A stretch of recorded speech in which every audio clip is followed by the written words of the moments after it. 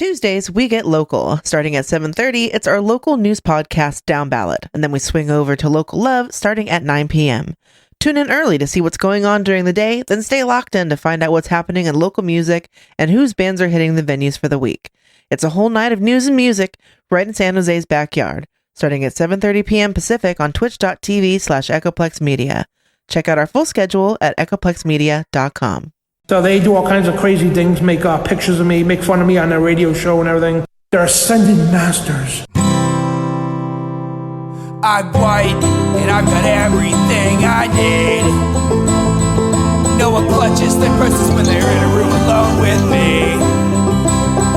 And I can drive for any neighborhood I please at any hour, and the police don't do a thing. So if I see a penny on the ground, I leave it alone and fucking flip it. I'm a straight white male in America. I've got everything I need. I'm a guy getting paid more than a girl with a degree. And I can walk down the streets after dark, no one wants to rape me. And I can get a girl pregnant and just as easily flee. Just like my straight white male dad did to me. So if I see a penny on the ground, I leave it alone and fucking flip it. I'm a straight white male in America. I've got all the luck I need. I've got a pile of broken mirrors and I'm walking under ladders and I'm spilling tons of salt, but to me that doesn't matter, cause my skin and my gender and my orientation are the best things to have if you live in this nation. I recommend it highly.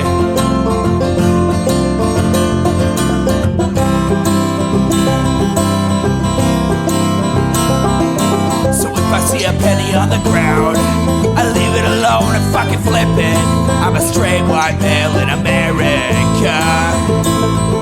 I've got all the luck I need.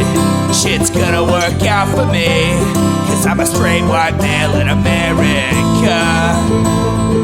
I've got all the luck I need. All right, everybody, welcome to the Intellectual Dollar Tree. We do the show live every Wednesday at 7 p.m. Pacific, unless we don't. On those occasions, it's because it was 100 degrees here, and I think that will no longer be a thing. So, yeah, you can support this project at Echoplex Media or at patreon.com/Echoplex, or head on over to eplex.store, and you can buy some shirts. We have a couple really good ones. We got that limited edition HK Pink IDT shirt. We're going to be getting rid of that at the end of this month. I'm really sad I didn't get it today. It's coming tomorrow. I just checked the delivery. Well, good. You'll have to let me know how the printing on it is. Yeah. Well, fuck yeah. So I'm producer Dave, and you can find me on Grindr. And I'm HK Perrin. You can find me on Twitter at HK Perrin, and you can find me right here on Twitch on my own channel called Sylphweed, which is also my name in the chat, where I like to play games. So if you like watching people play games, especially open source games, which we do every Saturday, check out my channel. That's Sylphweed, Sylph like the mythical creature, and weed like the stuff you smoke. Like the stuff I smoke. You barely smoke it, but actually I barely smoke weed too. My tablet's acting weird. Whatever, I'll fix it during the break. So last week we did Gore Vidal versus William F. Buckley at the Democratic National Committee in 1968. So this week we're going to do them at the Republican National Committee in 1968. And without any further ado, here's a blast from the past. These conventions, two of America's most eloquent and most decided commentators have joined us this year. They are Gore Vidal, a former Democratic candidate for Congress, but better known as an author of, among many other things, a play about a political convention, and William F. Buckley, Jr., a former conservative candidate for the mayor of New York, but better known as a Squished Head Man commentator and editor of the National Review. Mr. Buckley, who of the potential candidates do you think is, if I may steal a title from Mr. Vidal, the best man? Oh, I'm not prepared to say. I think that several... I think it looks better this way. ...qualified to be a good president. Oh, his head? To ask me, but are too shy. Is who do I like most? To which my answer is that as a conservative, I am very much a fetched by the programs of Mr. Reagan and also of Mr. Nixon. I think that Mr. Nixon has convinced the majority of the delegates that he is the best man in the light of his experience, given also the fact that his experience coincides with his commitment to a series of policies which they endorse. Can Mr. Vidal assess those candidates for us? What do you think of them? Well, I would come, I think, to a very different point of view. To me, none of them is really the best man, with the possible exception of Nelson Rockefeller. I cannot possibly imagine Richard Nixon as the President of the United States. I think he is essentially the hollow man that we always discussed. I think we're living in revolutionary times in which new programs are needed, and that you're going to need somebody who can really, the young people in the country, the Negroes, the ghettos, the poor, are angry. It was a bad choice. This is a terrible time, and here you have a man. Not the best. Although no longer the worst. Against public housing, against slum clearance, against rent control, against farm housing, against extending the minimum wage. He was against, or rather dubious about the 1954 Supreme Court decision bill. He said, I'm opposed to pensions in any form as it makes loafing more attractive than working. And now today he offers us a program for the ghettos, which he's made much of. And what is it? Well, he's going to give tax cuts to private businesses that go into the ghetto and to help the Negroes. Now, in actual fact... Like the vernacular from back then, even from like a liberal, is pretty interesting, like using words like ghetto and Negro and stuff. It's not. So they'll get their tax cut, and we'll have nothing in the ghettos, probably, but the rising expectation of what is now revolution. So I would say that as far as Mr. Nixon goes, I think he's an impossible choice domestically. May I comment, Mr. Smith? Please do. Yeah. It seems to me that the earlier... I like the Funhouse mirror vision that this is, that this video is. It's just old tape, though. He said that he found himself wondering whether a party that was devoted to the concept of human greed could have a hope to get a majority of the American people to vote for it. Now, the author of Myra Breckinridge is well acquainted with the imperatives of human greed. Well, I would like to say, Bill, if I may say, Bill, what dominates him? Before you go any further, I would like to say that if there were a contest for Mr. Myra Breckinridge, you would unquestionably win it. I based her entire style polemically upon you. Passionate and irrelevant. That's too... Oh, no. Oh, so like... People kind of harken back for this time and acting like it was like super civil, but he just like fucking threw a pretty nasty ad hom at that guy. Yeah. I think it was not civil, but like the way people insulted each other back then is different than the way people insult each other now. So I think a lot of people just like the difference rather than actually liking like any real tangible thing. Now, my point is that the number of people who... Could you imagine if someone said that to Eric Weinstein during one of the fucking things that he's doing, though? He would melt the fuck down. He would be like, oops, what the hell? Oh, hold on. The focus on ridicule. He'd be very upset. Party agree that there are certain ways of doing things which are different from other ways of doing things. For Mr. Vidal to give us the pleasure of his infrequent company by coming back from Europe where he lives in order to disdain the American democratic process and to contemn a particular party as engaged in the pursuit of human greed requires us to understand his rather eccentric definitions. Is it greedy really for people to suggest that what matters to poor people is that they have houses rather than who should build them? It was Senator Bobby Kennedy, not Mr. Nixon, who first suggested a tax rebate for businesses engaged in this kind of pursuit. Is it really greedy to want to preserve our freedom? Have the Republicans been greedy by being prepared to support a war which kills American youth and uses up $30-40 billion a year? They may have been wrong, but greedy would strike me as very wrong-headed. But a lot of them probably still back then had like financial ties to like the war machine, just like they do now. So some of them might have been in favor of the war for personal financial gain, among other things. I mean, that's the thing is like what he's like, oh, you said there you're the party of greed, and then he brought up like something about the war, and he's like, well, you can also be warmonger. They could also be warmongers and greedy. It's not like, oh, because actually they're just warmongers, dude. It's like, well, no, they're both. In a lot of senses, one is both the same. War is a racket. Party, which is based upon the business interests. It represents only 27% of the people of the United States. Somebody once pointed out Republicans are not a party, they're a class.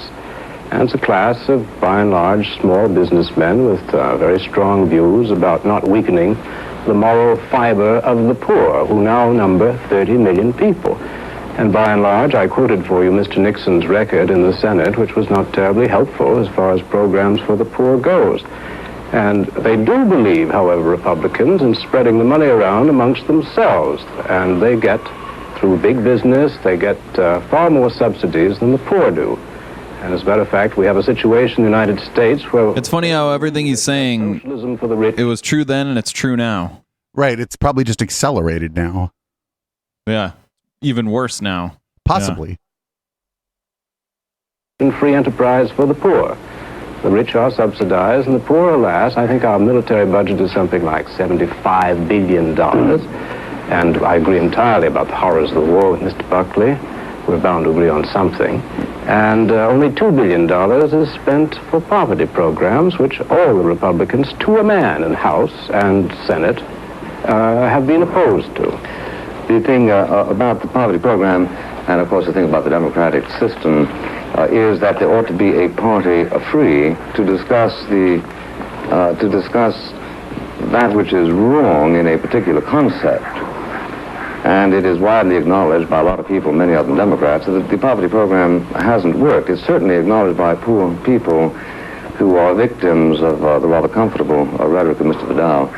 The principal contributions that have been made to the elimination of poverty in America have been made by millions upon millions upon millions of people who have not sought political favor, who work hard enough to create a surplus, which surplus is distributed in the way the surplus has been distributed during the past 4 or 5 generations in this country, resulting in the fact that we have the luxury of being able to focus on those who are poor in our midst as though we can do something about it, which is something that no other country less occupied with human greed has the luxury. The nice thing about the Republican Party is that every 4 years... He mentioned the poor amongst themselves, referring to the... essentially wealth generation of the previous 4 or 5 generations.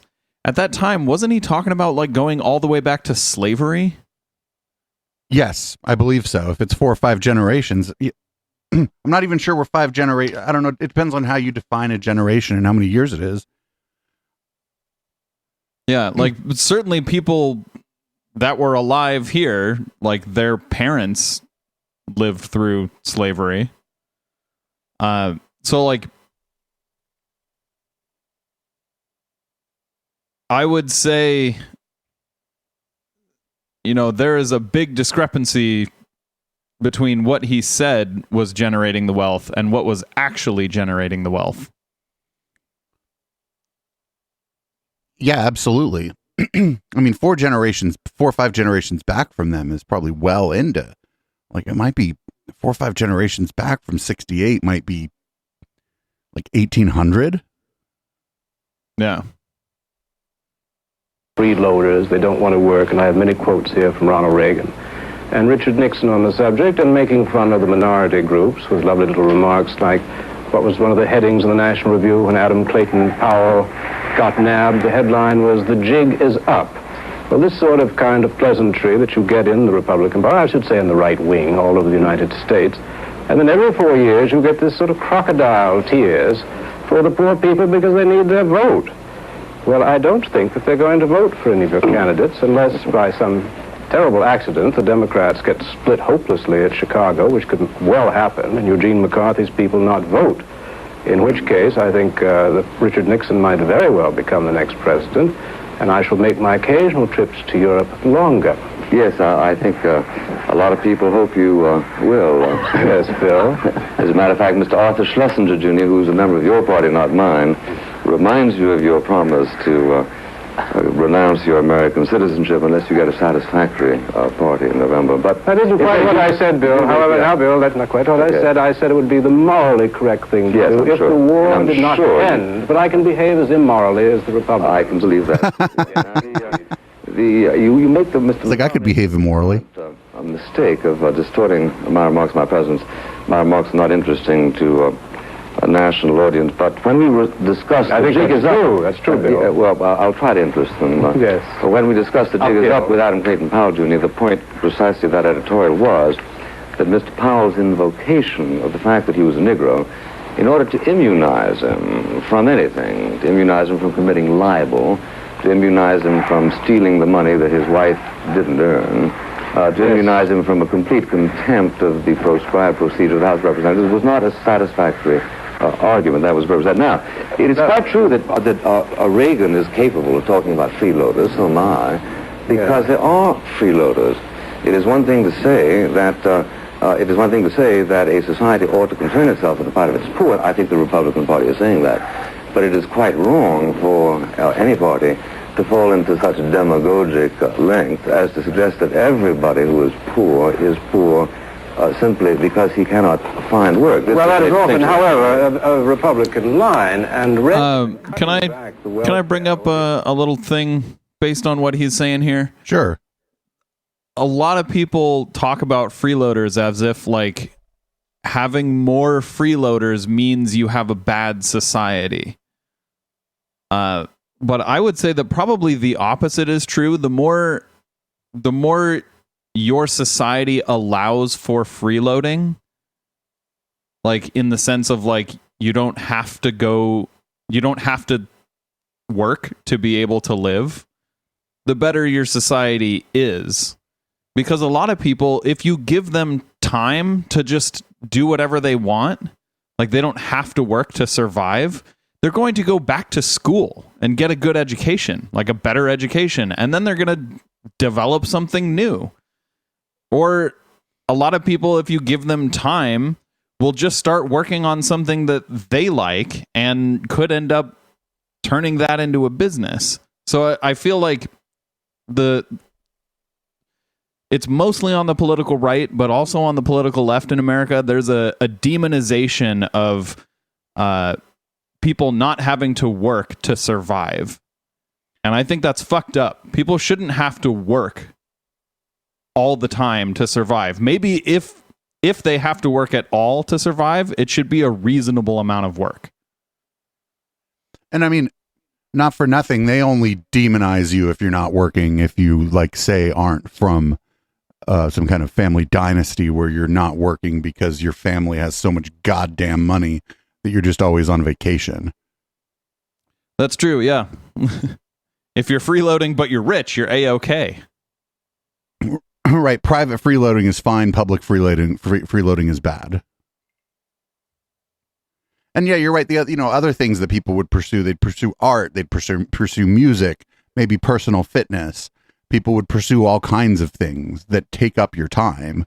They just aren't always necessarily going to generate monetary gain, but that doesn't mean those aren't worthwhile things for people to do.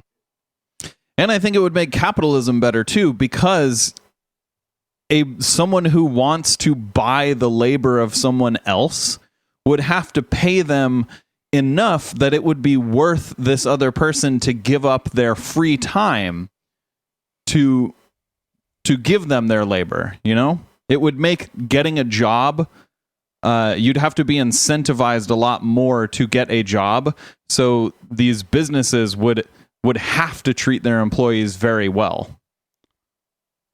Office of Economic Opportunity, he rejected something very proudly, something like 12 programs. Now, these were programs not only to help the poor, but to help them find jobs. Meanwhile, with several denunciations, which we would like I'll quote you, on freeloaders, on welfare, and how it encourages immorality and divorce. I assume he was on unemployment insurance when he divorced Jane Wyman.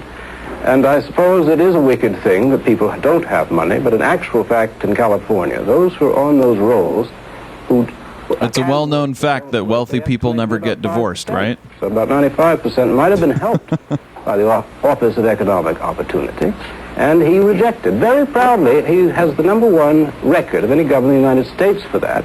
Though you did mention at the time in one of your columns that Pat Brown also rejected several of their programs. You were wrong. Yes. Indeed, Pat Brown never rejected one. Well, you're saying that I was wrong doesn't necessarily make it so, but Mr. Vidal's problem is, I suppose, best exemplified by the fact that the American people in whose behalf he speaks, with occasional eloquence, seem to be able to get along very well without him. It was Mr. Reagan who, notwithstanding the fact that, like the Republican Party, he ran on a platform advocating human greed, won the Democratic contest by 1 million votes, all of them Democratic votes, since it was required to have 1 million votes. But I think the figures.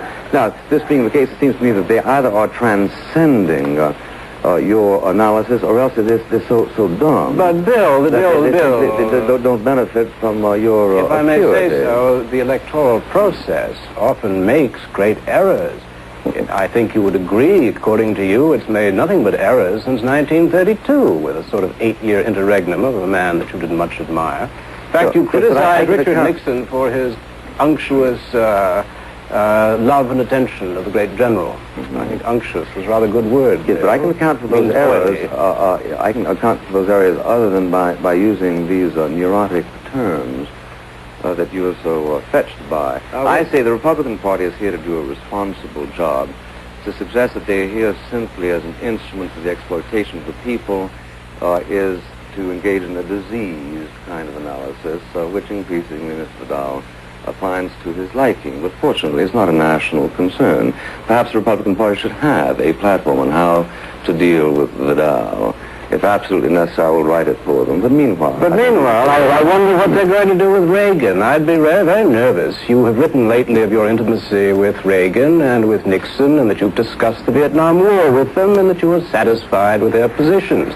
Since you're in favor of the invasion of Cuba, since you're in favor of bombing the nuclear potentiality of China, since you're in favor of nuclear bombing of North Vietnam, I'd be very worried about your kind of odd neurosis. I would more like neurosis being a friend of anybody who might be a president. If I were one of the candidates, I would say, Bill Buckley, don't stay home.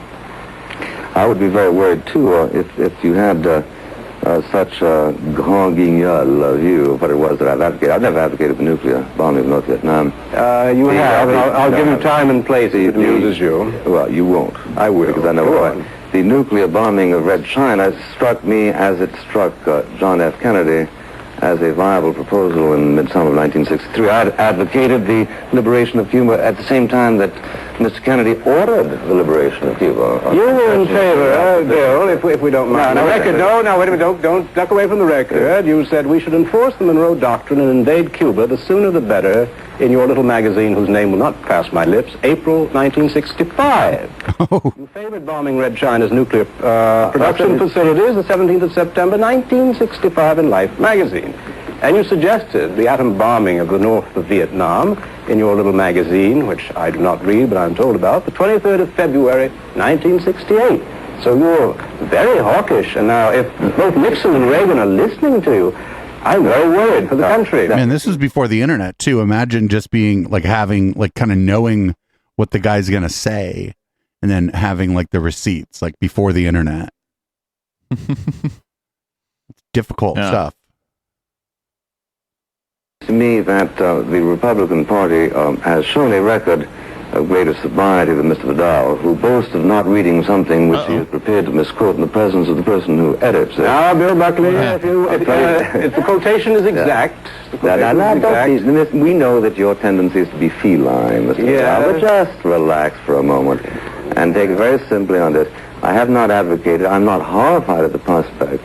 Well, I just quoted who you said you're back. And where. Now, are you saying you didn't say I am saying that I didn't say that you're misquoting. I lost video there for a second. We're recording the podcast. If things go wrong, please don't talk about them. That's right. And about the human greed of everybody in the world except yourself. And then tomorrow I'll hear what Mr. Vidal thinks about the Kennedys. Good night, and let me tell you. Excuse me, gentlemen. It's been very enjoyable hearing you articulate 2 points of view that will be heard in 2 conventions in this month. Thank you very much indeed. I think I detected some unfinished lines of thought. We'll have time to follow them through tomorrow and tomorrow. I don't know if that was pleasurable or whatever. I was actually a little frustrating for me at points, listening to them talk past each other and talk over each other. Yeah. That happened a little less than in modern debates. Modern debates, I feel like, are a little more chaotic. Definitely. But not by much. Did this happen before the one we watched last week or after? Before. Okay. So this was their first debate, and then last week we watched their second debate. Our series of debates, yeah, because the RNC happened before the DNC in 68. Okay. So here's debate 2. This is the second night. They're probably going to pick it up where they left off in some ways. And some dissent on the now completed Republican platform from our guest commentators, author Gore Vidal. Is the dovish plank on Vietnam a cunning device to get peace-minded voters to vote for war-minded candidates? I happen to be suspicious because in 1964 I voted for Lyndon Johnson and peace. And editor William F. Buckley, Jr. The platform is an excellent example of the capacity of a platform to reconcile different points of view. On the one hand, there is something in it for most Republicans. On the other hand, a dove-minded candidate could select and stress certain phrases, as could a war-minded candidate. We'll be back with a full report on all that happened in Miami in the 24 hours before the convention in 1 minute. 10 seconds. Oh, it would have been kind of cool to see the commercials from 1968. Yeah, that would be.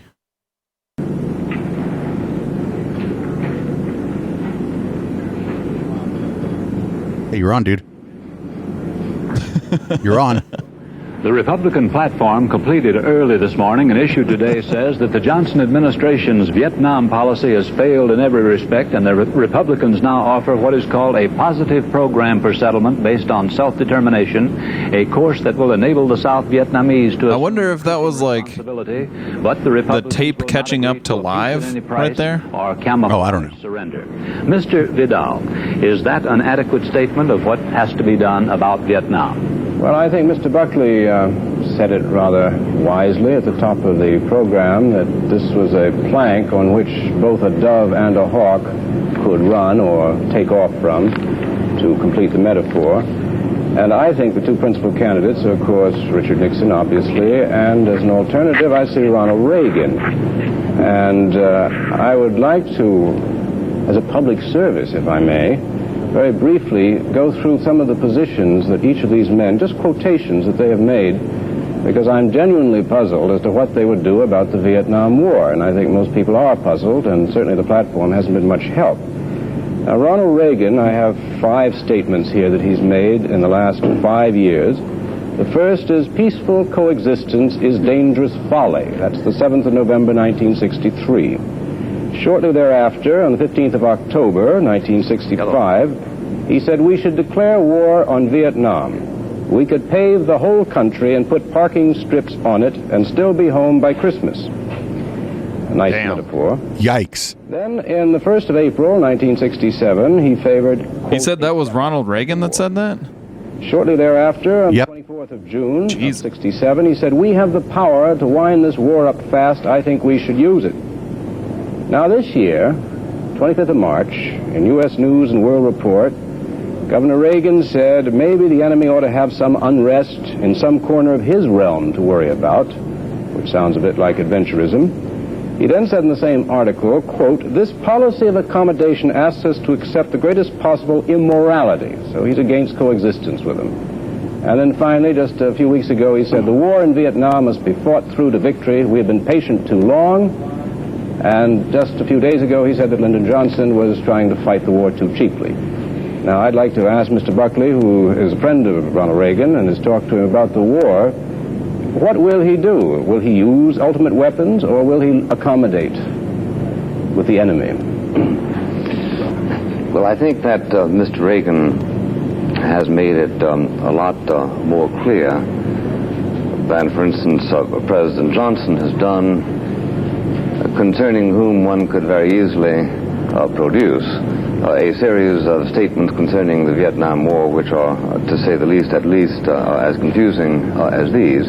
I think Mr. Reagan has been pretty well clear that he is prepared to leave alone any country in the world which itself is prepared to leave us alone. I remember his remarking his enthusiasm for a formulation by Senator Fulbright. That is literally not what he said. 1966. Well, and also, like, leave us alone. What, did the fucking Vietnam start shooting at us? Like, what is he talking about? Yeah, like, that's the opposite of what Reagan said. So I don't know where he's getting that idea from. Pulling it out of his ass. Like, I mean, that's not a new thing, I don't think. Yep. In a highly quoted speech. However, the United States may despise as obnoxious the internal doctrines of any particular nation. We have no right to attempt to control or extirpate those doctrines unless there is an effort being made to export them. And this precisely captures the spirit of Mr. Reagan's foreign policy, and for that matter, my own. So that I think that. So wait, he went from saying this in the Republican convention to saying he would be open for nuking Vietnam in the Democratic convention. Well, no, Vidal read him saying previously in what he called his little magazine that he would do that. He didn't say it. Oh, okay. Okay. He only wrote it in his little magazine, and Vidal brought it up.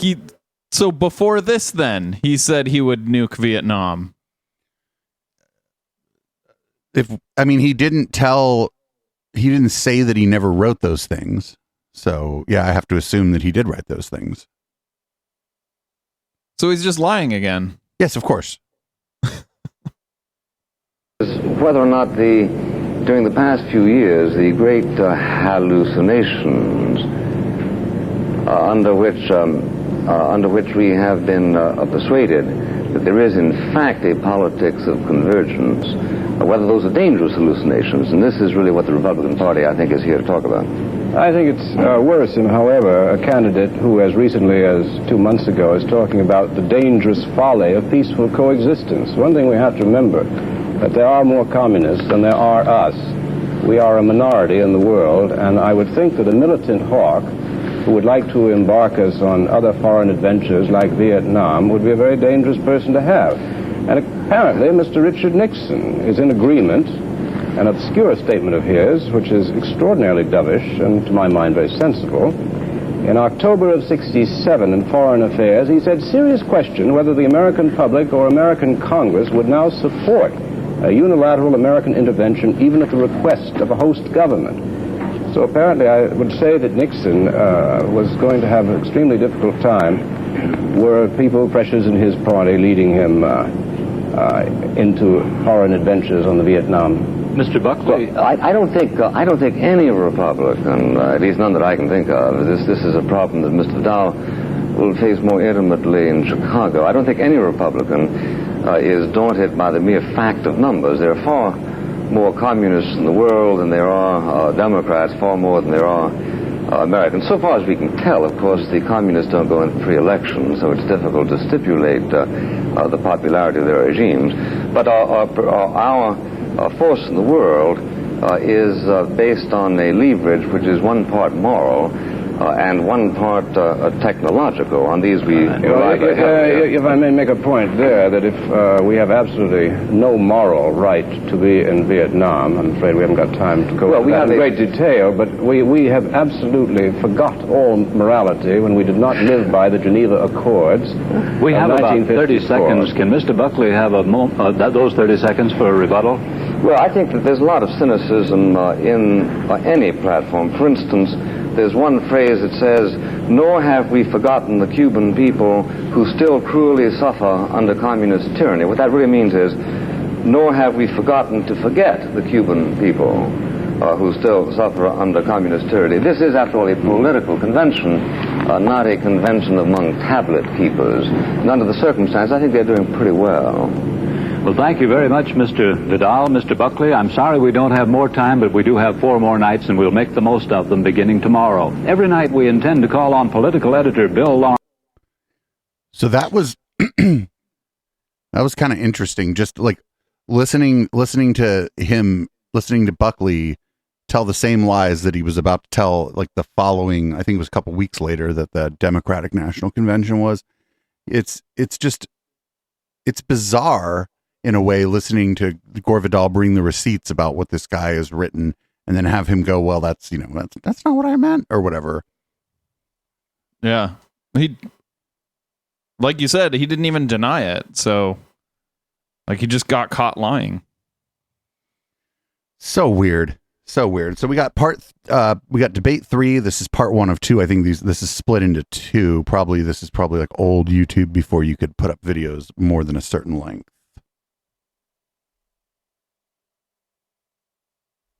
Day of the Republican Convention, we've heard a few all-right speeches and quite a few ho-hum type speeches. We would like now to demonstrate how the English language ought to be used by 2 craftsmen, our guest commentators. How to lie and how to call somebody out on lying. Buckley Jr., a conservative Republican, columnist and commentator, and one-time candidate for mayor of New York. And Gore Vidal, author of, among other... I feel like this is the laziest backdrop they've had so far. ...about a convention called the Best Man. Maybe they're at a theater. Mr. Buckley, you've studied the potential candidates. Which 2 do you think would make the strongest Republican ticket? I should think that among those who are nowadays being considered, the 2 strongest would be Mr. Nixon and Mr. Reagan. I say that not only because I consider them to be competent, but because I do feel that both Mr. Nixon and Mr. Reagan have a sense of a communicable conviction that the Republican Party has something distinctive to offer. There is, I think, a little bit too much in some of the others of the sense that schematically the Republican Party ought to arrive at position A, B, C this particular year. But the other 2, I think, grew up in the Republican Party with some sense of mission. Mr. Vidal, can you... I don't think he said anything. Yeah. I was trying to parse what he said and make it mean something, but it just doesn't. Right. He wasn't like, oh, these 2 people have these policies I like, or because the guy asked a question like, what should the ticket be? Not like, who are the 2 front runners? It sounded like he answered the question, who are the 2 front runners? Not what should the ticket be, because it's almost never shakes out. And I don't know if it was different, pushing 50 years ago or pushing 60 years ago, actually, if it was different then, but I don't think it was. I don't think that the front runner tended to pick whoever came in second, because they ended up going after each other probably during the primaries. They wanted to pick somebody who they hadn't spent a lot of time going after for obvious rhetorical reasons later in the general, right? Yeah. Like in 2016, the smart move for Hillary Clinton probably was to pick the second place person, Bernie Sanders. But then she would have to deal with, oh, you said this about him, and you said this about him, and you said this about him. Why did you pick him as your running mate? And that's sort of the way that it's sort of bad, kind of, because if you want to win, you would think that you would pick the second most popular person in your party, according to the election, but it never seems to shake out that way. I think it worked out really well when Biden picked Harris, though. And like, there were some of those accusations of like, well, you said this to Biden or you said this to Harris, but like a lot of that was answered with basically like, yeah, we can have disagreements and still be good candidates in the same party. Right. But she also wasn't second. Like, she did quite poorly. Most of his time was spent dealing with one Mr. Bernard Sanders. And I feel like that rhetoric would have been more useful, possibly against a Biden Sanders ticket. Yeah. I think Definitely Sanders was ahead of her, and I think Elizabeth Warren was ahead of her. I think almost everyone was ahead of her.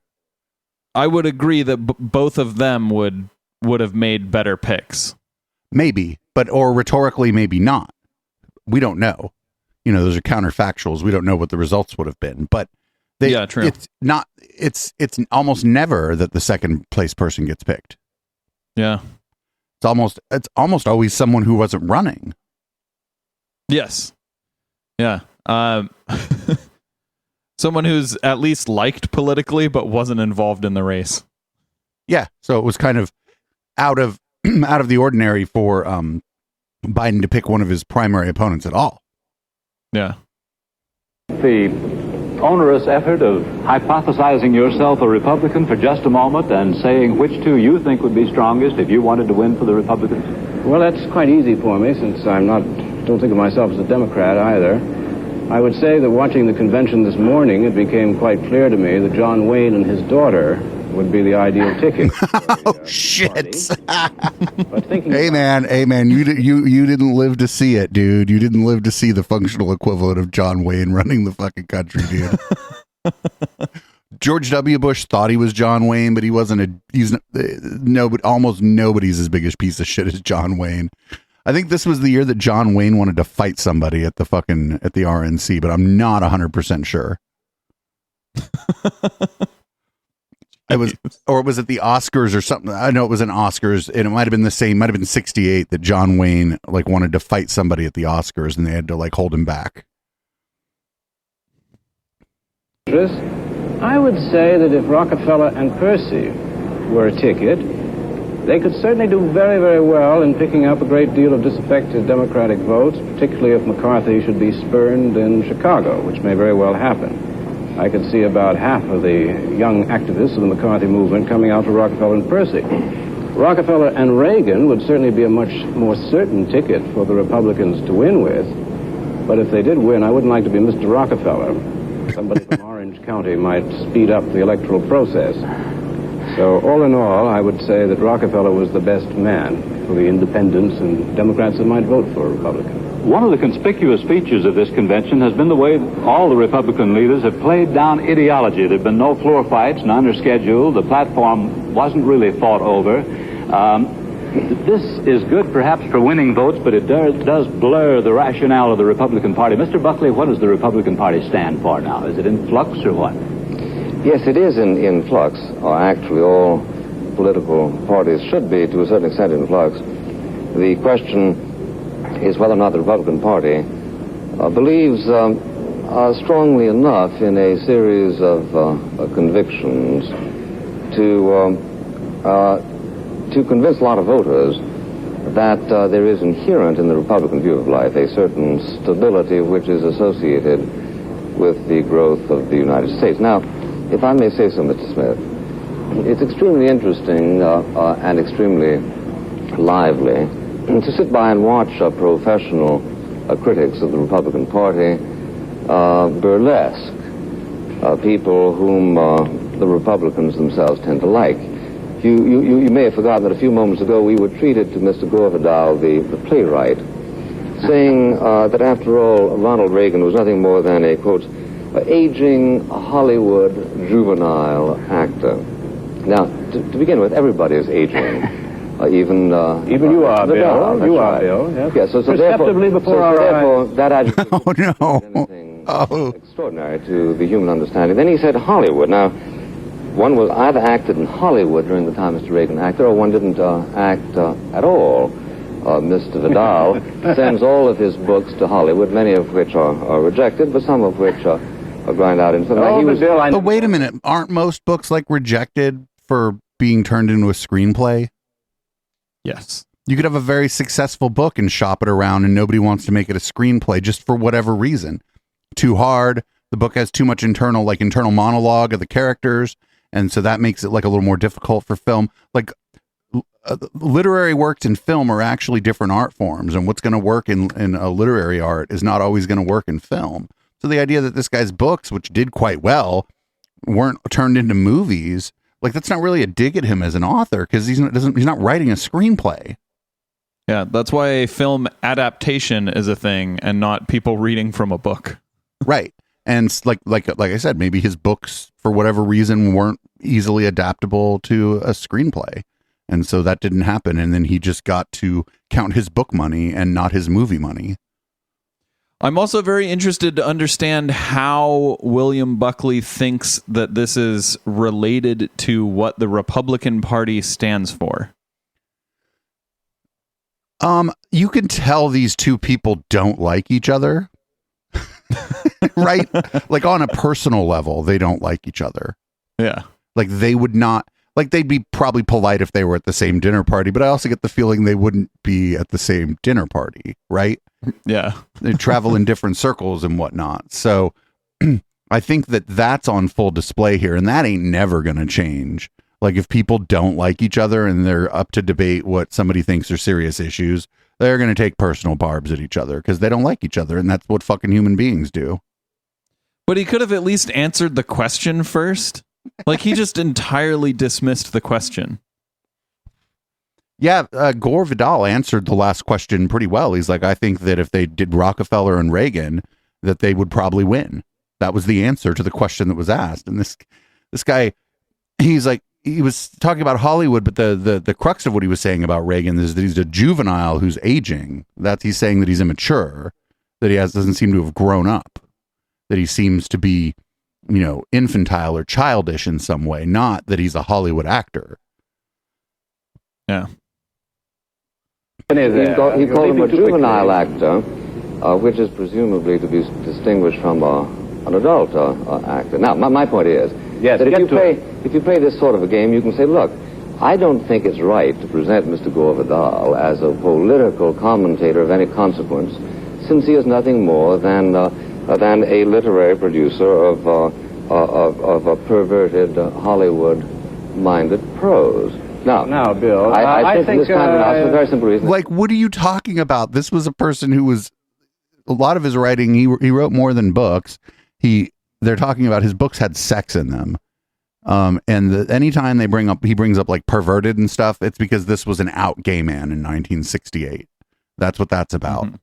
And it worked in 1968. It still works today in some circles. So if his books included sex, well, books can include sex. If they're about people have sex. One might argue that we wouldn't be here if people didn't have sex. I mean, that's the easiest argument to make. I mean, now we have ways around it, but for a pretty long time in our history, we didn't. There was really no other way, Now, Bill, if I may say, just as I think ABC has the right, idea, Bill, just as I think ABC has the authority Bill, to invite, I'm almost through. No, you're not, in every sense. Let Mr. Buckley finish this sentence, then Mr. Vidal, I assure you time to refute that it. ABC has the authority to invite the author of Myra Breckenridge to comment on Republican politics. I think that the people of California have the right, when they speak overwhelmingly, to project somebody into national politics, even if he did commit the sin of having acted in movies that were not written by Mr. Vidal. How about Mr. Vidal's answer to that now? Well, as usual, Mr. Buckley, with his enormous and thrilling charm, manages to get away from the issue toward the comedy.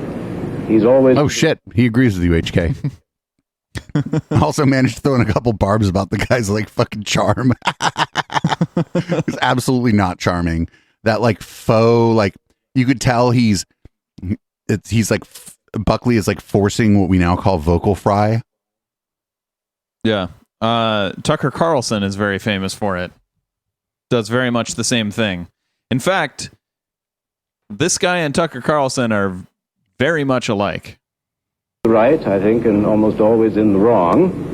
And you certainly must, Bill, maintain your reputation as being the Marie Antoinette of the right wing, and continually imposing your own rather bloodthirsty neuroses on a political campaign.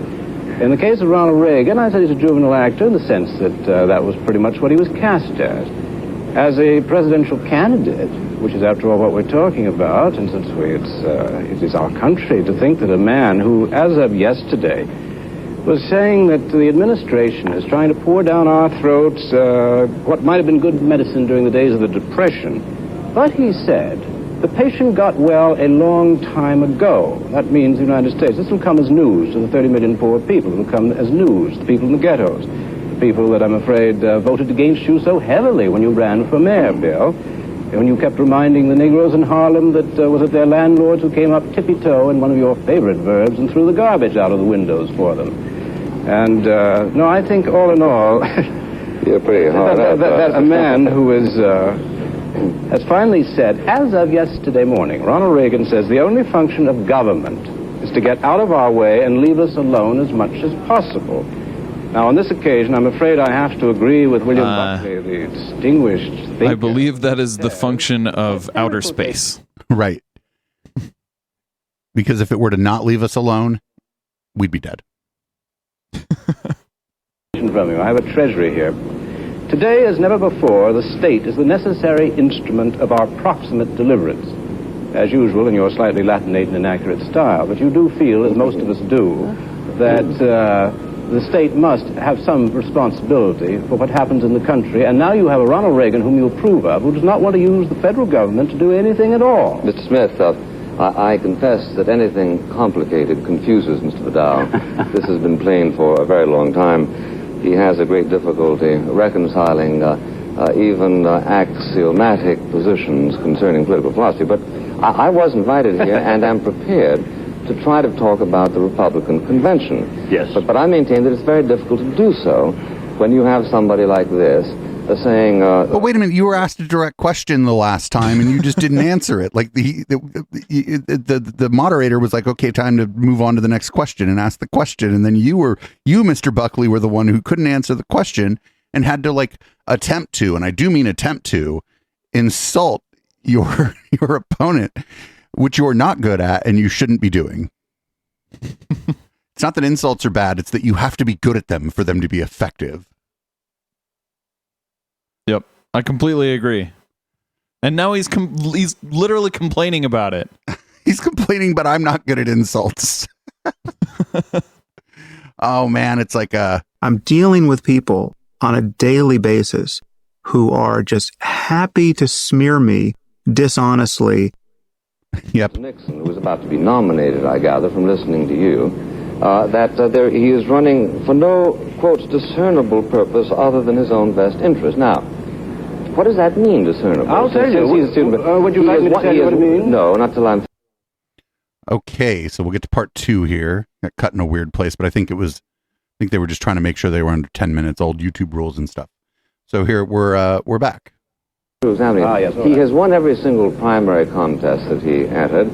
He is shown to be a heavy favorite in every poll conducted among Republican voters and independent voters. I have no doubt that he would lose some Democratic elections if the vote were limited to waspish Democrats who like to live out their life in Rome. Undoubtedly fair, but why does he say no discernible political interest? Except presumably because he likes to be naughty, which has proved to be a professionally highly merchandisable vice. Not unlike your so public license of equal wickedness, Bill. No, I have no public now you license. say that for no discernible reason is he's running. Well, I'll tell you why I'm dissatisfied with him, and I think most of the country should be somewhat alarmed. He has no position on Vietnam at all. This is a major issue in the United States. It's a major moral issue. It's a major economic issue. What does Nixon say on this? Well, he wants to have a summit with the Russians. A hard-hitting summit meeting, he says. This is incidentally the candidate the Russians most detest. It being a proxy war, actually, that's not the worst idea. Yeah. May be very helpful, the fact they hate him, to a few Wallaceites, but it's not going to do him much good at a conference. He issued an economic statement. What did he come out for? Higher interest rates. And then for the ghettos, what does he have to say about what is in effect a civil war in the United States? Well, he'll give tax deductions to businesses that want to go and work in the ghetto, and he'll install a computer to tell them where the jobs are. Now, I don't call that much that's discernible to the naked eye, except somebody playing it very safe to get elected. Mr. Vidal, your description of the naked eye hardly fits that of somebody who is moderately well informed. I have no doubt that there is somebody in Haight-Ashbury or Greenwich Village who considers that your caricature... Greenwich Village. Again, with the gay shit. Fetching. I don't. Mr. Nixon has elaborated at some length his position on Vietnam. He is committed to the rightness of that endeavor in Vietnam. He does believe that the United States government, as a result of a schizophrenia which is bound in Lyndon Johnson, has not vigorously prosecuted what is in fact a war which he relates to our own best interests. For you to suggest See, like him saying has not vigorously prosecuted the war, and then you think about what he was saying about using nuclear weapons in the war, it seems to me like maybe that's what Buckley would, you know what I'm saying? What do you mean has not vigorously prosecuted the war? You can't just go around fucking wiping out civilian populations. And I think that's what he means by not vigorously prosecuting the war or whatever. Yeah, he means turning Vietnam into a crater. Attempting to accelerate democratic achievements, that all he has done is speak in such verbs, is hardly to do him or you a service. I'm so happy to see your elegant prose style at its very best tonight, Bill.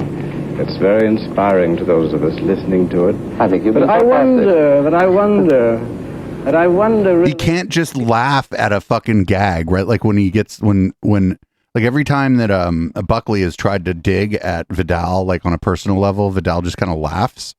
Buckley can't do it. He always has to try to clap back, and he's just not good at it. Like, he's so bad at it. He's like bad at it like Mr. Oz is bad at clapping back at John Fetterman in Pennsylvania. He's that bad at it. If Nixon is going to prosecute this war seriously, one would like to know what he's going to do. He's ruled out atomic weapons already. He's pretty much ruled out an invasion of the North. He does want in some way to cool it, but he won't tell us. Now, I think he ought to. I would also be interested to know, would he be interested in your project, since you are a great friend of his and professional entertainer of the far right? Does he favor your plan for bombing North China? The nuclear capacity of the Chinese in a very moving piece. You know what's amazing is they had no idea this was going to happen, but one of the good things Nixon did was to normalize our relationship with China while he was the president. Yeah. Like you said, he wasn't the worst. No, Reagan seems to have been. Yeah. A blow for peace in that magazine I will not... Oh, and he did the EPA too. December 1964. We know that you'd like nothing to sully your lips. No, you came out... You will eat it first. You came out in favor of history apes for such an act of greatness. That is the bombing of the Chinese nuclear capacity. That's right. Yeah. In 1965, you came out with the same thing. Do you want to talk about my background? The Republican Party and its policies. Dude, it's good to like keep going out. If this guy's going to go after Vidal on like basically stuff, he's like, oh, he basically goes after him for being like a socialite or whatever is what I'm hearing him go after Vidal for being an author, for being like a city liberal. And Vidal's going after him for being like, why do you want to bomb a nuclear facility? He's not saying it, but like, that's like a dirty bomb. Yeah. Like, why do you want to commit war crimes? Right. Said some administration Democrats have said they could accept that Vietnam plank in the Republican platform. They could accept which plank? The Vietnam plank in the Republican platform. Yes, it is an ambiguous plank, and there is no question, but that the war in Vietnam, having been so badly fought, not as a result of any failure in our military, but as a result of a failure in our policy, has led to a great confusion. The war in Vietnam is not justifiable, in the opinion of Mr. Nixon, unless it in fact represents a salient which is armed by the communist world, however loosely spoken of, which is directed against our best interests.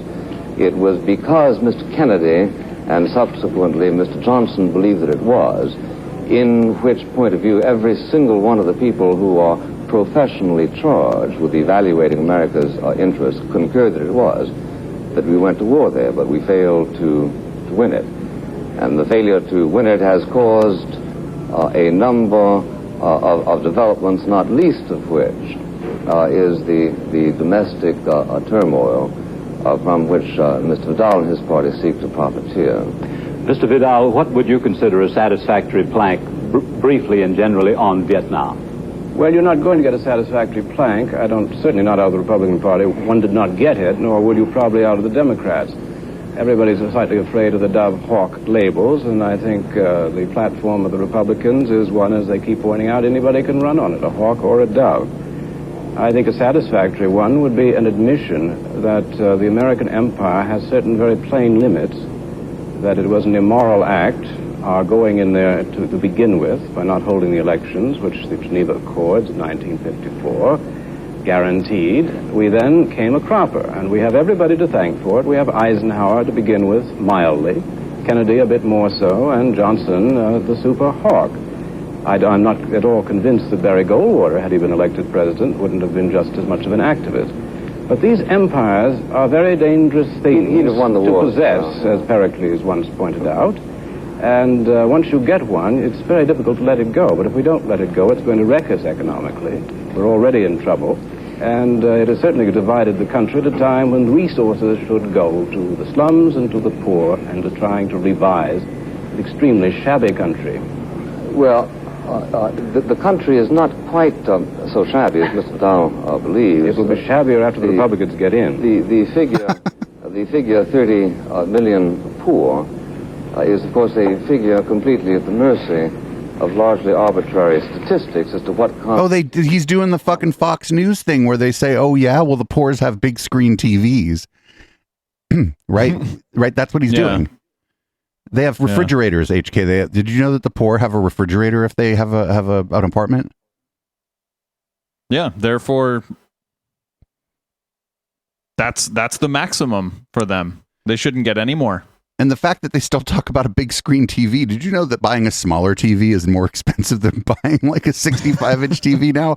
Because nobody wants the small one.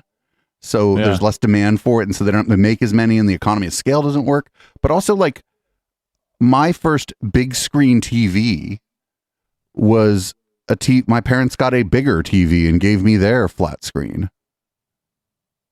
And so, like, I had a big screen TV, I guess, but I didn't even buy it. Like, what if your neighbor gives you their old TV, or your friend, you have a friend who got like a big bonus at work and they buy a brand new TV. They're like, oh, I noticed when I was at your place last time, your TV kept turning it off. Is it okay if I bring my old one over here so I don't have to pay to dispose it? There's nothing wrong with it. I just got a bonus at work. Like, he's like, it like leaves out like all of this, like this stuff that happens that leaves out like people knowing other people and people helping other people and people giving each other gifts and stuff.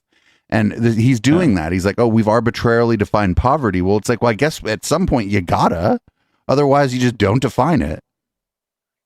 But it's also like these kind of things, like physical goods like that, like those goods depreciate, the goods that are made, and also the newer goods get cheaper. So as a function of like a percentage of your income that goes towards a big screen TV or a microwave or a refrigerator, that's always getting smaller and smaller and smaller. Like what really matters is how much are you spending on things like rent, food, insurance, medical care, like the things that the sort of consumerism economy of scale thing doesn't work on.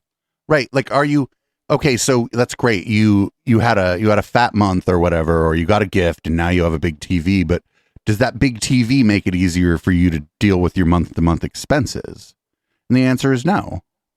Yeah. Like you spent $300 on a new TV, but your rent went up $100 a month. Then in 3 months, you've paid more on your new rent than it cost to buy the TV. Right. And yeah, it's like, so like rent and like education, those things have gone so high up as a percentage of income in the past 30 or 40 or 50 years. Like if you look at how much percentage of income it took to pay for tuition in 1970 versus now 2022, like it is insane how much those things have inflated. Not inflation as in it costs more because money is worth less, but like it literally costs more. Like if you account for inflation, it still costs more, and it costs more for the average income because the average income compared with inflation hasn't gone up in that same time period. Right. And that's why we don't factor in how much is a big screen TV when we decide is the cost of living gone up, right? Because it's a one-time purchase. Yeah. And what he's saying here is he's going to say, oh, these 30 million people aren't that poor. I don't know, maybe he's going to say most of them have a fucking refrigerator. If he says most of them have a refrigerator, I'm just going to start breaking things in the fucking studio. Let me just put it this way, that if the same figures nowadays used in constant dollars to produce 30 million American poor people had been used in 1929, then 65% of the American people would have been judged poor by those standards. The point is, of course, the Republican Party is aware that there is not nowadays an American imperialism. Well, now he just literally used like inflation metrics. Right. We want to be in Vietnam because the Chase National Bank struggles to establish a branch there. This is the hobgoblinization Gentlemen, of the Marxists. You have just about, I think, one concluding sentence apiece. Can you give us one? I will, Mr. Vidal. I would say that Mr. Buckley has misstated the case on poverty, as he has on much else. That there are over 30 million people living at the poverty line, and the Republican Party, according to its platform, which I've read very carefully, is going to benefit the insurance agencies, the private interests in great detail, and nothing at all Mr. Buckley. people. Well, I think that it is something for which all of us have to be grateful, that there are left in America people who believe in the democratic process sufficiently to know that occasionally people can penetrate such myths as have been energetically projected by Mr. Vidal, and that they choose not to avail themselves of the alternative that Mr. Vidal offers them up, which would be not only a philosophy and an economy of stagnation, but also a spiritual world of stagnation. Well, thank you very much indeed, gentlemen. While William Buckley and Gore Vidal have been taking a second. Okay, so from that, you were right. He literally used, and not for nothing, in the 20s, late 20s, we were just entering the Great Depression, I think. So even if he wasn't using inflationary metrics, like that was during a depression. So yeah, that's what a depression is. During a depression, it's people would think that the whole thing goes down. Well, no, the rich actually get richer, and the more and more people fall into the category of poor. That's not what a depression is. That's just the result on a society generally when an economy goes into depression. And so using like 1929 as a metric, well, yeah, then I guess that was like the worst economic time, not just for America, for a lot of the world. The worst economic time a lot of the world had ever seen. And so what a strange year specifically to pick. Yeah. It's like strange. It's like picking 1999 or 2000 to be like, well, venture capital's doing great now. You know, because in 1999, all the people lost their pets.com money and shit. Like you can like selectively pick a time frame and say we're doing great now in comparison. And if you pick 1929, or depending on like where your money was, even if you were like middle class in 1999, if you were heavily invested in technology in 1999, and middle class people got their lunch ate. Or if you pick 2008, 2009, people who bought their house got eaten for lunch. People who had just bought their first house got fucked. So now, people who own houses are doing great now compared to 2008 or 2009. It's like, good job, thanks. People who are buying their first house are doing well compared to one of the worst things that ever happened to people who bought their first house. Thanks. Yeah. Just more examples of Buckley being extremely dishonest. Or like just cherry picking data like that. Like, I don't know. I feel like that 1929 thing was just so blatant and brazen that Gore Vidal didn't even have to respond to it because of how obvious it is to anybody who like took 6th grade American history and knew what the fuck happened like in 1929. The financial system collapsed and the government hadn't like kicked into gear to try to help anybody yet because they were ill-equipped for it. So yeah, and at the time that was like 30 years prior. So that would be like us talking about, what would that be, 1992? 1992 was baller compared to now. The middle class was doing really well in 1992. Yeah, but that was the beginning of the decline of middle class wages going up. And also I look at it from a lens of, in 1992 I wasn't 18 yet, and both of my parents were working in Silicon Valley, not necessarily both at tech firms, but doing jobs that were like tech related jobs. And so, and all their friends were generally going to be in those kinds of fields too. And everybody around me, their parents, people at school and stuff, because of where I lived in Fremont, like all that money was falling from the sky. I mean, if I lived in Flint, Michigan, maybe my opinion in 1992 might have been quite different. Yeah. Because there wasn't no tech firms in Flint, Michigan, right? Or if there were... Actually, I was wrong. I think the wages started stagnating, like the wage increase of the middle class started stagnating in like the 70s. Right. But again, it was like with boom times still. There were still boom times for middle class people in the basically 92 to 98 was one of those boom times if you lived in a big city that had some sort of like tech base. It wasn't just here in the Bay Area. LA, the people in LA were doing pretty well. People in Miami, people in Austin, because Austin was starting to come up as a tech place.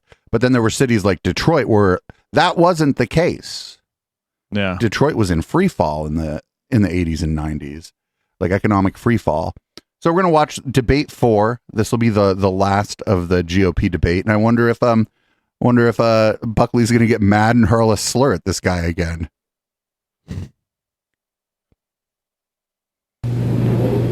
While we wait for the I'd like to call on our VCR to start working. Controversialists. That's a word invented by the BBC in London, and a very good one. I beg them to look beyond the nomination and to suggest... I don't think the VCR was around in 68. What issues can the Republicans use effectively to win? For example, I'm thinking of the polls today... Or at least not for... There might have been like some kind of magnetic tape, but not for consumers. Oh yeah, for sure there was magnetic tape. Is he not about as hawkish as President Johnson?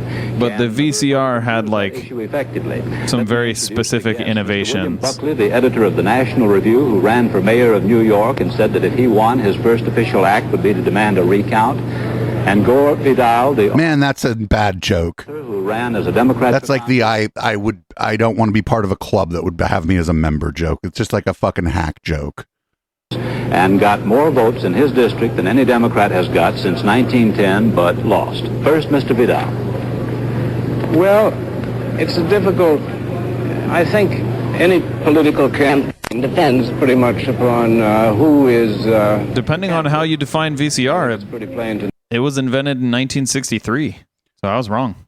So the thing we're watching was obviously taken from a VCR tape, though. Yeah, it was.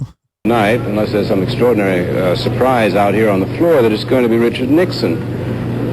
And frankly, I'm sort of puzzled by the man. I mean, he's going to do something on the peace issue. I think he has moved his own position from extreme hawk to, I would say, rather moderate. He's made many sort of loose remarks today, talking about and we're going to sit down and have a conference. Very unlike the old Nixon. I think one of the things about... That logo is awesome. He once said something very... They should go back to that logo. The best example of a combination of idealist and practical politician is Theodore Roosevelt. The old RNC elephant logo. He would compromise all over the place. And I suspect that really is the kind of candidate he will be. He will adjust himself to the issues, and who knows, he might even be, heaven help us, a good president, though I certainly doubt it. Mr. Buckley? Well, I think that Mr. Nixon recognizes that the Vietnam situation is in flux. The reason why it is in flux, it seems to me, is suggested by Mr. Nixon's analysis during the past couple of years, namely this, that the President of the United States has not, as a result of a division within his own party, succeeded in coming out with a truly intelligible explanation of what it is that we're doing there and what it is that we ought to do in order to get out of there. Under the circumstances, I myself predict that the Vietnam issue is not going to be a great issue during the campaign, that it will largely be a period comparable to that during the summer of 1952, the Korean period, during which discernible differences between Mr. Eisenhower and Mr. Stevenson weren't really what mobilized the electorate, rather a feeling that one person, as distinguished from the other, would be able to approach the problem with a fresh perspective and a sense of national energy which the incumbent couldn't dispose of. What other issues are there? What issue do you think can be used effectively? Well, I think two primarily. Number one, law and order. I wish there was a way of saying law and order that didn't make critics say, oh, you're talking about the racial question. Now, I would like to know how to say law and order by other means, but still mean law and order. I'm sure he would love to be able to talk about racism without being accused of being a racist. Yeah, I was going to wait till the end to say this, but it does strike me that in 1968, the moderator of this hasn't seen fit to bring up anything really having to do with what was happening in the country in 1968. Like, it was a tumultuous time. There was a lot of racial problems in this country. And it's striking to me that the moderator hasn't brought that stuff up, and that neither of the panelists have really talked about this the civil rights movement and the blowback after the Civil Rights Act was passed and stuff. That's kind of striking about this. Yeah, significant issue, and one of the problems that we face and that Nixon's going to face is this: what do we do about the growth of really mutinous members of the American community? People who say, look, I don't care what the community says, I don't care what the majority says. As far as I'm concerned, I'm going to follow my exquisite conscience and do precisely what I desire to do. Now, these people have got to be faced not only politically but philosophically. And this is. But if what they're doing isn't illegal, then what the fuck do you care if they're going to follow their conscience in their life? if they're not hurting anyone. Again, I think this is dog whistle shit, I think, for his opponent being homosexual. Yep. I don't know. I can't right. go back to 1968 and read this guy's mind. But it seems some of this stuff seems kind of culture war-y. And at this time, man, Gore Vidal was one of very few public figures who was out and proud, or whatever, however you want to say it. And so anytime he delves into this stuff, I'm just wondering if he's trying to dig at Gore Vidal for being a big old mo. Yeah, I think you're definitely right. Because he's not talking about people committing crimes.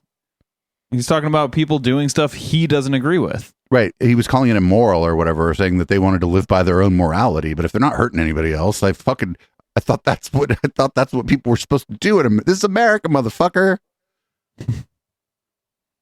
In my judgment, Mr. Nixon has got to elevate into the status of a genuine national debate. Mr. Vidal, what's your comment on that? Well, I think this is, of course, an area in which, though Nixon's own conscience may be indeed exquisite, I don't think he himself is going to be much use. There was an interesting story in the papers tonight. Somebody went into a Southern caucus with a tape recorder, unbeknownst to the caucus and unbeknownst to Nixon.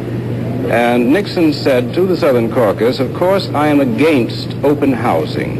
and I want you to know this. It was a bad decision, I know, but I had to come out for it openly. Otherwise, there would be a fight at the convention. But I want you to understand that. Well, now, open housing, first of all, this is, again, Richard Nixon adjusting to the political realities, and perhaps it would be cruel to say, well, he shouldn't do it. After all, he is a politician. But I don't think that he has any plan at all other than just trying to keep it as cool as possible, because he doesn't come from a party which has, as far as I can think of, any ideas at all. His own plans for the ghettos are, I think, one computer to tell people where to find jobs. As for the mutiny in the land, which Mr. Buckley refers to... God, back then a computer would have had a hard time with that, too. By the way, that was the last time that Nixon ever had any sort of trouble involving a tape recorder. There's mutiny in the land. When you have 16 million people in poverty and 16 million people in abject poverty, and these are actual statistics, and when something like only $10 to $11 billion is needed to end it all according to health, education, welfare, I suspect that you're going to need some sort of a program. And this year, and this convention has been fascinating to me, because not only has there been no ideology, or what there is subliminal and done in code, but there have been basically no programs at all. So I must say about Mr. Nixon's campaign, I'm just curious. I don't know what he'll do. Well, in the first place, assuming that Mr. Vidal can create statistics by simply promulgating them, the answer... No, he just told you where the statistic came from. I don't remember what he said, but he told you where it's from.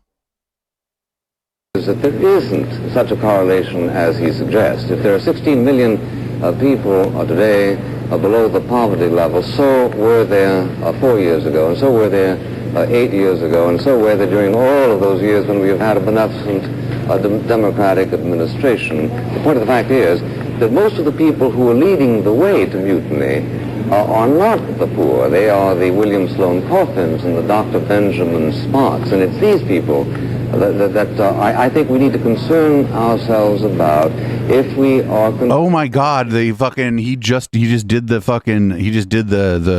liberal educated elite thing. He was saying that it's not the poor; it's the people he mentioned were well-known kind of liberal educated elites at the time. He just did that thing. Fucking nothing ever changes, dude. Yeah. Future of the democratic experiment. Now, I have no doubt that an effort is going to be made, as Mr. Vidal just finished making it, to assume that there is a dark, anti-Negro prejudice implicit in republicanism. It is an effort that has already been successfully made. Let me give you a very brief example. Last night, Mr. Vidal said only 2% of the people who are here in Miami. So wait, here, pause it for a second. Like, he's saying we're not racist, we just don't want black people in our neighborhood. Yeah. That's fucking racist. Right, because it's just a fucking plot of land, and that's just a person. They can actually fucking live there if they want. But I wouldn't want to, I don't know, maybe I don't want to live in this guy's neighborhood. Like, he's whining, like, why is everyone calling us racist just because we don't want to be around black people? Again, this is fucking racist. This is in the wake of the Civil Rights Act passing and the party line shift happening in the South, where a lot of the Dixiecrats ended up joining the Republican Party, and a lot of the northern, like liberal on social issues, as we would say, Republicans ended up joining the Democratic Party because they agreed with the Civil Rights Act. This is like in the wake of a massive party line shift in the United States in the beginning, and this is right when the beginning of what we euphemistically call the Southern Strategy started. Mm-hmm. And the Fair Housing Act, right? Right. Well, they were talking about housing a minute ago, and I forget what they were like.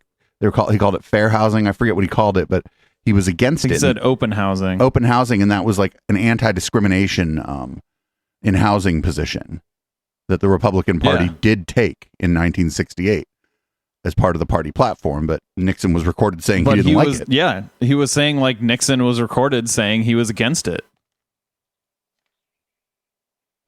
This is like a really tumultuous and interesting time in history. And watching Buckley kind of do a little bit of like a racism two-step here is pretty funny.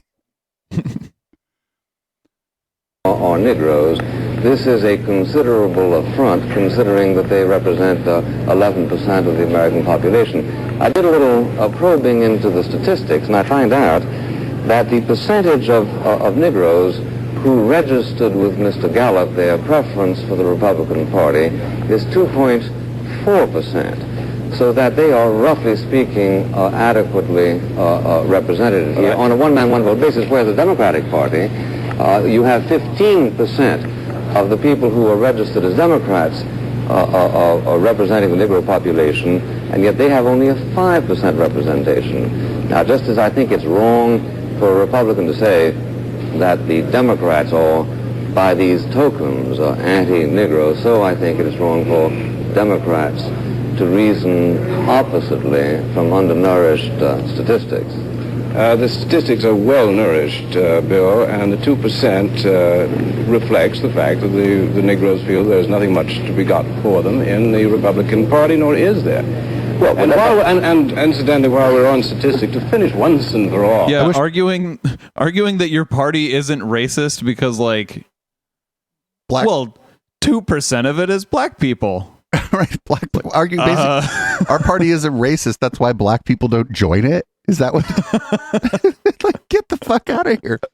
Like, and then again, you notice that he like countered what Buckley was saying, and Buckley couldn't shut the fuck up and let him talk. Yeah, there were a couple times where there was crosstalk between the two of them, but it'd be interesting to go back through this and see who kind of started the interruptions. And it seems to me that Buckley was the most likely one to pipe up when Vidal said something he didn't like. Yeah, I got that impression too. I think Buckley is the one that interrupts more often. And don't get me wrong, like it's, you know, I had talked to Aaron from Embrace the Void about this. Like there's this other extreme that I don't like, and it's like the IDW crap where nobody ever interrupts anyone.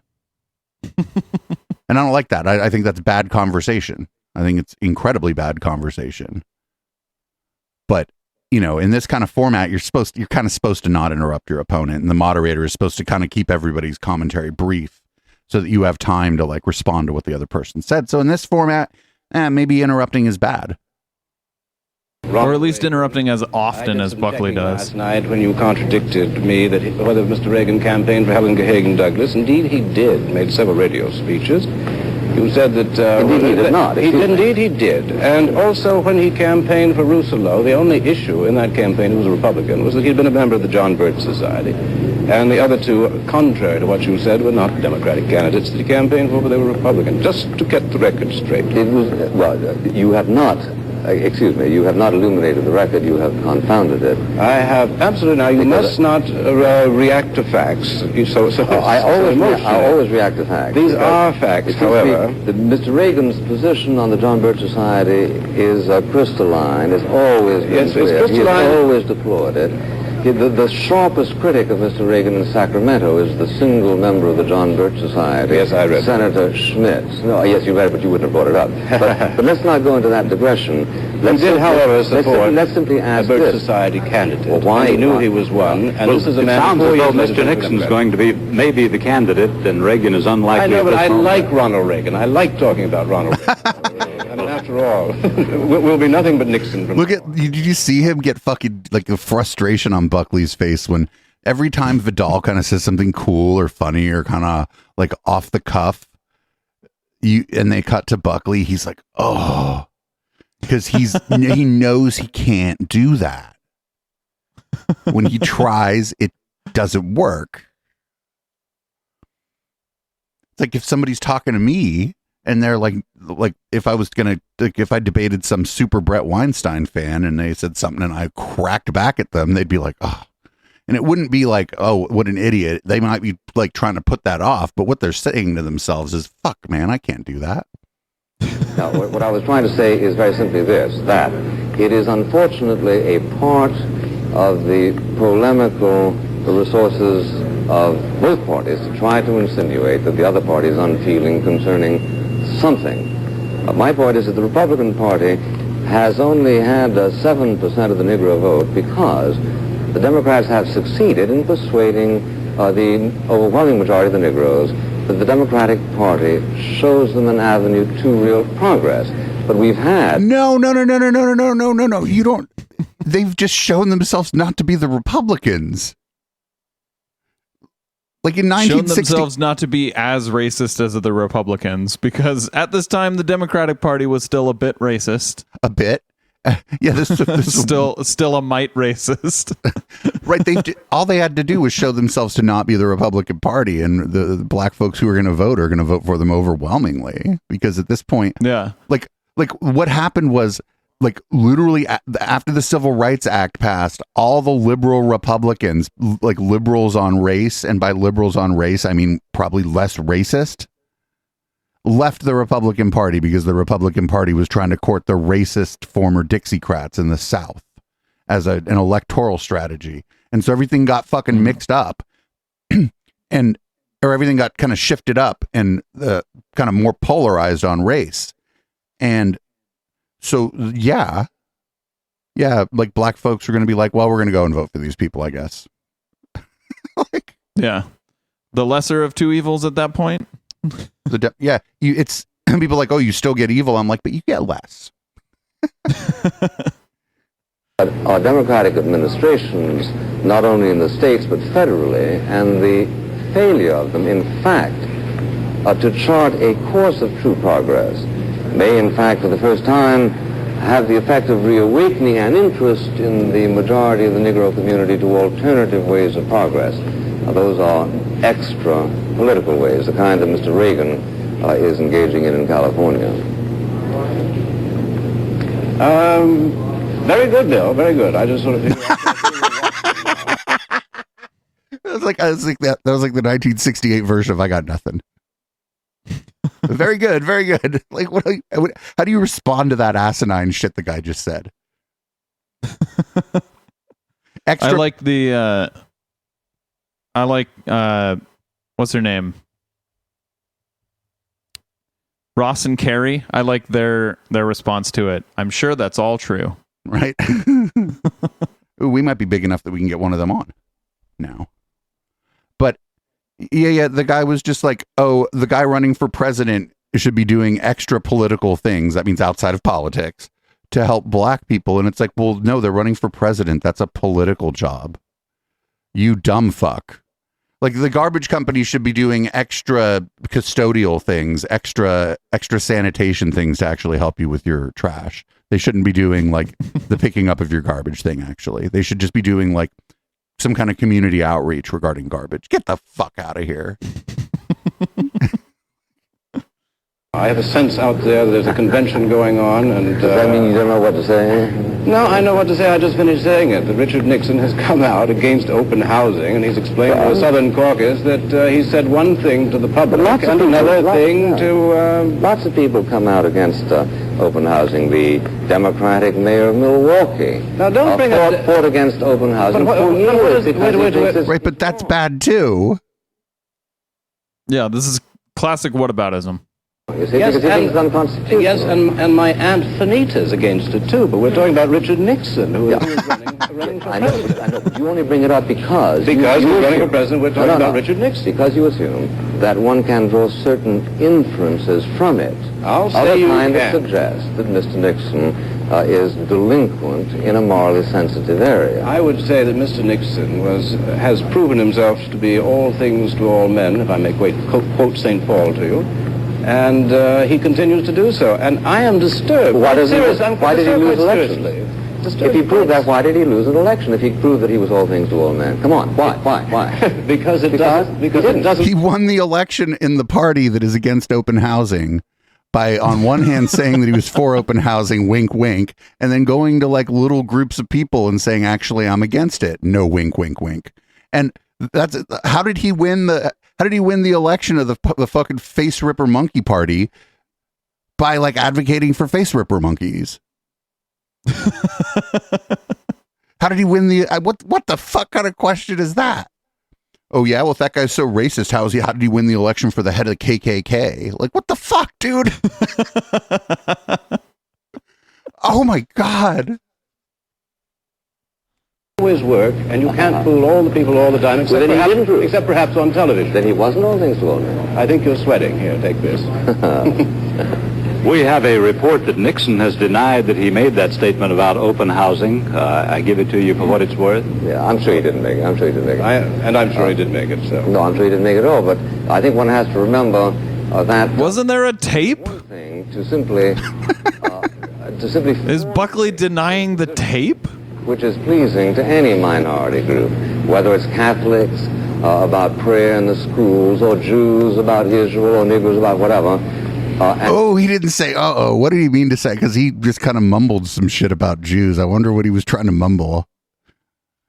To promulgate is the Vidal Civil Rights Bill of 1968, and then proceed to accuse everybody who voted against it as being anti-Semitic, anti-Negro, anti-Catholic. I must say, an old labor device, unfortunately not totally successful. I must say this is one of the strangest countries on earth that nobody's record ever matters at all. I must say I think the public's memory is about 4 weeks at best, and I say this sadly on all issues. I've tried in the course I'm of... afraid I'll have to interrupt you, but I ask you to meditate on the best choice for a vice president tomorrow, because that's what we're going to be talking about. I thank you now, and we'll be back with more on Miami Day 3, the nomination. I couldn't find part 5 I couldn't find debate 5 anywhere I looked. Darn. Also, we're like well over time, but what I said earlier is it strikes me that it only came up, like race and like civil rights only came up very, very little. And we watched the Democratic one last week and this one this week. And I don't know if it was moderators. I don't know if they were told maybe before this not to get into it about race by like the people who were hosting the debate. I don't know. Who fucking knows? I feel like they would have had to have been, because it was such a big issue in the public then. Right. It was somebody's decision. Yeah. Well, that was crazy because, like, at the end, he's like, oh, you know, every time, you just calling us a racist all the time. Well, that didn't change either, did it? That's the same shit today. Yep. All right, we're over time, so I'm going to read us out this week. Thanks, everybody, for listening to the Intellectual Dollar Tree on the pod. Make sure you're following the podcast. We will not be watching something from 1968 next week, unless I find something real good from 1968. You can follow us on Twitch, twitch.tv/Echoplex Media. If you want to watch our shows live, we're live every night now, but Monday, Meltdown Monday will be making a glorious comeback in soon, just not super soon. And yeah, make sure you check out all of our stuff at echoplexmedia.com, and don't forget to check out our swag shop. That's eplex.store. We have a bunch of great stuff. And make sure you check out the pink HK shirt while it's still there. It'll still be there for 16 more days. This is Boomers by Periscope. I'm going to change the color of the lights, change the contents of my beverage, and we'll come back and watch something modern and infuriating.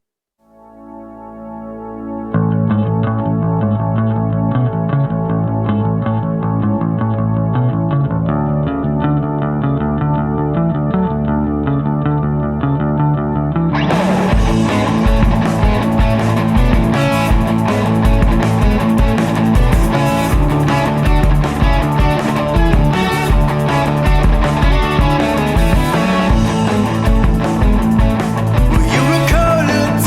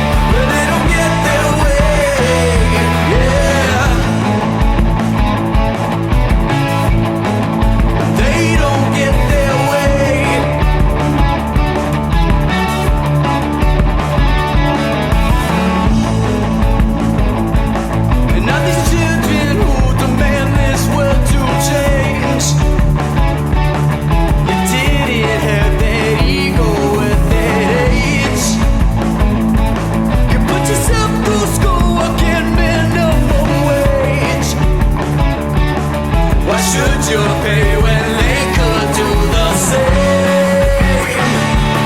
So to tell you up and telling how it is, they wanna take your eyes for what they're feeling wrong. Well, these kids are just so sensitive today. Well, they don't get their way. So I'll try and appeal to you. This ain't the same economy or world in which you grew. The planet's overpopulated, environment is decimated. Should I ever fail me, this world is falling all around my head. Yeah, what would you say to what would you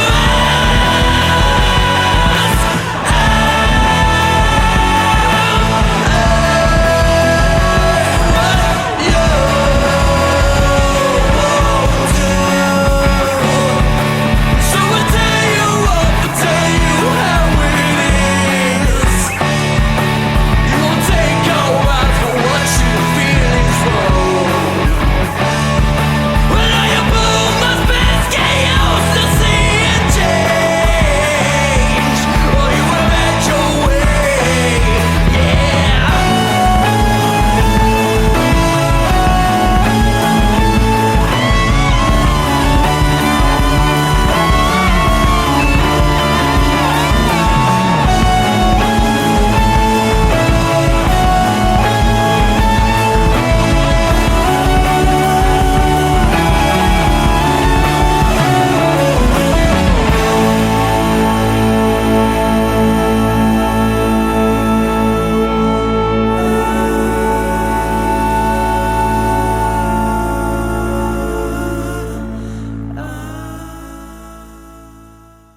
Echoplex Media streams 7 days a week on twitch.tv/Echoplex Media. With a variety of hosts and topics, there's bound to be something you'll like, or hate so much you can't stop watching it. All times are Pacific. Check out our full schedule at echoplexmedia.com.